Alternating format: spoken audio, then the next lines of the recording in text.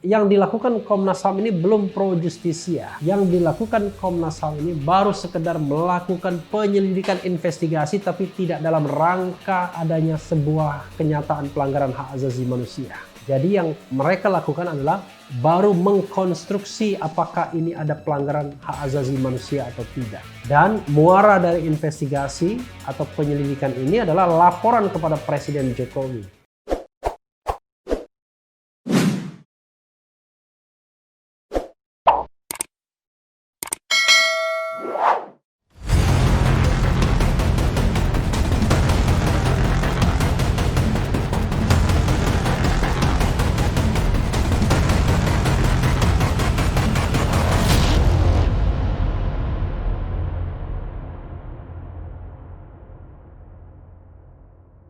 Assalamualaikum warahmatullahi wabarakatuh, Sobat RH sekalian. Jumpa lagi kita di channel yang keren ini, Keren Cadas. Sudah mau memasuki tahun baru 2021, 21 itu bagus sekali ya. 21 itu angka yang luar biasa. Dan kita tetap menguber berita-berita hangat ya, bukan soal Gisel. Mungkin nanti menarik juga untuk membahas bagaimana undang-undang pornografi itu bekerja ya dari aspek hukumnya. Tapi I'm not the expert ya of the matter ya. Bukan ahli dalam bidang itu. Tetap kita akan menguber soal tertembaknya atau ditembaknya 6 laskar FPI Front Pembela Islam. Nah ini ada berita Ketua PA 212 ke Komnas HAM mengajukan permintaan kepada Jokowi. PA 212 itu adalah Persaudaraan Alumni 212 ya. Kelompok yang sukses mengadakan acara demo besar-besaran tahun 2016, 2017, 2018, dan 2019. Kita bacakan ya, sebagaimana dilansir jpnn.com. jpnn.com Jakarta, Ketua Presidium Alumni 212 PA 212 Aminuddin meminta Komisi Nasional Komnas HAM bisa serius dalam menginvestigasi tewasnya 6 laskar FPI Front Pembela Islam yang ditembak polisi di Tol Jakarta Cikampek kilometer 50 Karawang Senin 7/12. Aminuddin mengungkapkan itu saat mendatangi kantor Komnas HAM Jakarta Pusat Selasa 29 Desember. Dia datang untuk memberi dukungan agar Komnas HAM bisa independen mengusut kasus tewasnya 6 laskar pengawal Habib Rizik Syihab. Jadi yang perlu kita PA 2121 Red tegaskan itu bagaimana Komnas serius, jangan main-main dengan persoalan ini, kata dia ditemui di kantor Komnas HAM Jakarta Pusat Selasa. Hingga saat ini, kata Aminuddin, Komnas HAM belum optimal dalam menginvestigasi kasus tewasnya 6 laskar ya. Ya saya juga merasakan kok press conference-nya yang diharapkan penuh dengan kejutan-kejutan, ternyata hanya membicarakan soal selongsong peluru, proyektil, dan serpihan mobil. Jadi belum ada clue apa-apa ya. Apakah ini memang sebuah pembelaan diri oleh aparat keamanan? Apakah ini sesungguhnya sebuah pelanggaran hak asasi manusia? Hingga saat ini, kata Aminuddin, Komnas HAM belum optimal dalam menginvestigasi kasus tewasnya 6 laskar. Saya ulangi ya. Kesimpulan hasil investigasi dari Komnas HAM belum kunjung diungkapkan. Kemarin kami sudah berharap banyak Komnas HAM akan berikan hasil-hasil penyelidikannya. Tetapi kelihatannya masih dalam proses, kata Aminuddin. Ya. Kita berharap memang Komnas HAM berhati-hati, berprosesnya sungguh harus cermat. Karena menyangkut tentu 6 nyawa dan sisanya menyangkut sebuah struktur atau sebuah bentuk kekuasaan. Kalau ini memang ada desainnya. Tapi kalau ini semata-mata accident, ya, by accident bukan by design, maka ini menyangkut sebuah penilaian apakah petugas sudah menjalankan tugasnya dengan proper, tembakan dilakukan untuk membela diri, atau sebaliknya justru yang terjadi pelanggaran hak asasi manusia. Nah, membuat kesimpulan itulah yang sepertinya Komnas HAM agak mengayun-ayun ya, menimbang-nimbang ya. bukan menimbang-nimbang salah satu dari dua kesimpulan tadi, tapi lebih menimbang apa yang harus disampaikan kepada masyarakat dari progress report yang mereka laporkan, dari apa yang mereka ketahui sesungguhnya.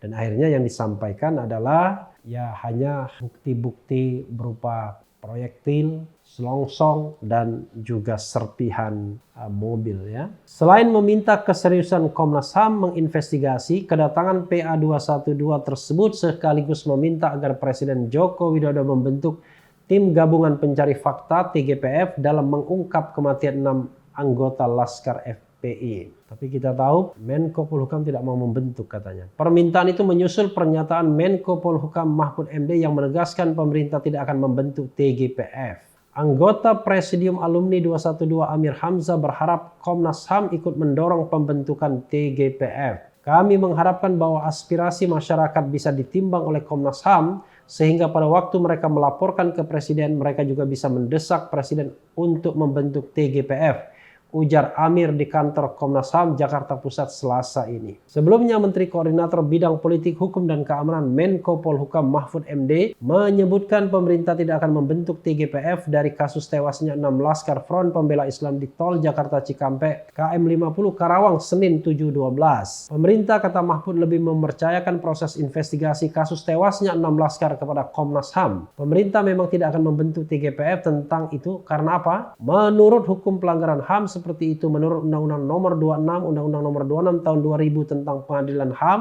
urusan Komnas HAM, ujar Mahfud seperti dikutip dari kanal YouTube Dewan Pakar Kahmi Official Senin 28 Desember. Oleh karena itu, Mahfud MD mengatakan pemerintah memberi ruang kepada Komnas HAM untuk melakukan investigasi terhadap kasus tewasnya 6 Laskar FPI. Pemerintah tidak akan mengintervensi investigasi yang dilakukan oleh Komnas HAM.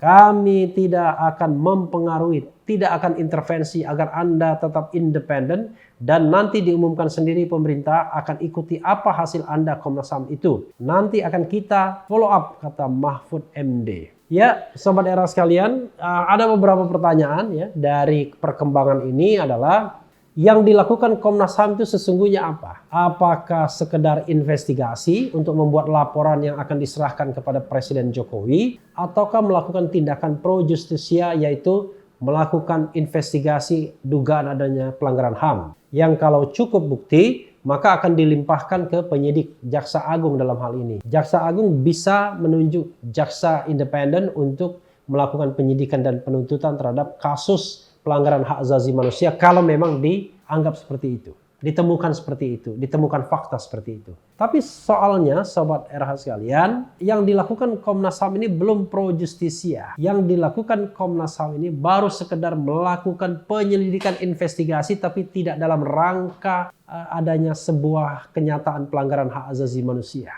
Jadi yang mereka lakukan adalah baru mengkonstruksi apakah ini ada pelanggaran hak asasi manusia atau tidak. Dan muara dari investigasi atau penyelidikan ini adalah laporan kepada Presiden Jokowi.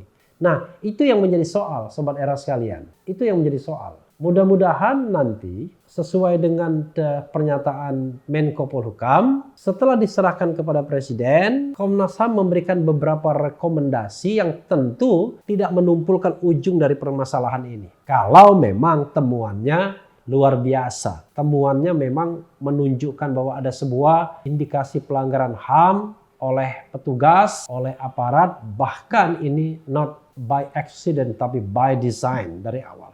Tentu Presiden Jokowi harus secara genuine, secara terang benderang mau menindaklanjuti ini. Kalau misalnya tertuduhnya aparat keamanan sendiri atau bahkan mungkin katakanlah sebuah struktur komando, maka Presiden Jokowi pun harus berani, harus berupaya terang-terangan melakukan sebuah tindak lanjut dengan konsekuensi bahwa barangkali nanti akan ada orang-orang yang dibawa ke meja hijau atau merah ya, Pengadilan Hak Asasi Manusia. Tapi soalnya adalah kalau ini kemudian tidak berujung apa-apa di pemerintahan Jokowi, nah itulah yang menjadi persoalannya. Karena Komnas HAM sendiri sudah menyampaikan laporan, sayangnya tidak pro justisia. Harusnya, karena sesuai dengan kewenangannya, bila Komnas HAM menemukan bahwa ini punya kecenderungan merupakan pelanggaran HAM dan state seperti itu, harusnya Komnas HAM sendiri yang berinisiatif melakukan investigasi yang bersifat pro justisia. Bahwa sudah ada pelanggaran hak asasi manusia dan karena itu mereka secara resmi melakukan investigasi atau penyelidikan. Mungkin baiknya ada penjelasan dari Komnas HAM mengenai apa yang mereka lakukan sekarang ini. Apa yang mau mereka tuju dengan melakukan investigasi ini. Apakah yang mereka tuju hanya sekedar laporan kepada Presiden dan terserah Presiden menindaklanjuti, ataukah mereka sendiri yang akan melakukan tindak lanjut kalau mereka menemukan ada indikasi pelanggaran hak asasi manusia. Jadi sobat era sekalian, saya paham ada orang yang mengkritik Komnas HAM mulai masuk angin, tetapi kita tetap percayakan kepada Komnas HAM untuk melakukan investigasi secara terang benderang dan rekomendasinya pun disampaikan ke publik, termasuk juga temuan-temuannya, lalu mendesak dalam tanda kutip pemerintah Jokowi untuk menindaklanjuti. Persoalannya adalah kalau tindak lanjut atau misalnya ada dugaan tentang pelanggaran hak asasi manusia, kan tidak perlu Komnas HAM meminta perintah dari Presiden Jokowi untuk melakukan penyelidikan atas kasus ini. Karena dia berdasarkan Undang-Undang Nomor 26 Tahun 2000 punya otoritas. Sebagaimana dikatakan Mahfud MD. Hanya masalahnya sekarang ini mereka belum melaunching mengenai sebuah investigasi yang pro justisia. Karena belum menstate, ya, belum menyatakan bahwa itu adalah pelanggaran hak asasi manusia. Kecuali resmi mereka mengatakan ada dugaan pelanggaran hak asasi manusia. Lalu mereka melakukan investigasi. Kalau cukup bukti dilimpahkan kepada penyidik. Nah, nanti penyidiklah yang kemudian akan menetapkan siapa tersangkanya, lalu memanggil para tersangka tersebut ke dalam proses pemeriksaan untuk kemudian kalau cukup bukti dilimpahkan ke pengadilan hak asasi manusia untuk didakwa dan juga dituntut. Sobat era sekalian, sepertinya memang waktu terus berlanjut dan kita tetap deg-degan menunggu ujung dari semua ini karena sebagai insan yang mendambakan kebenaran dan keadilan, kita menginginkan bahwa yang benar harus dinyatakan benar, yang salah tidak boleh ditutupi kesalahannya kalau memang ada kesalahan. Jadi sekali lagi, investigasi dan semua ini bukan untuk mencari pembenaran tapi mencari kebenaran. Dan seperti yang saya katakan, dalam pencarian kebenaran tersebut tentu nanti akan ada orang yang dianggap didakwa bersalah melakukan sesuatu hal.